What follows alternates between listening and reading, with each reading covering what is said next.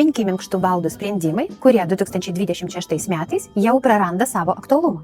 Jei norite, kad jūsų namai atrodytų stilingai ir po daugelio metų, šis vaizdo įrašas jums. Pirmasis – vienodi baldų komplektai. Sofa ir 2 tokie pat foteliai – sprendimas, kurį vis dažniau keičia įvairesni deriniai. Antrasis – per daug detalių. Dekoratyvinės sagos, gilūs įtraukimai, masyvūs porankiai ir gausybė dekoracijų užleidžia vietą paprastoms, švarioms formoms. Kuo mažiau nereikalingų detalių, tuo baldas atrodo elegantiškesnis. Trečiasis – sofos be patogios atramos. Labai žemi modeliai gražiai atrodo nuotraukose, bet kasdieniam gyvenime svarbiausia yra patogumas.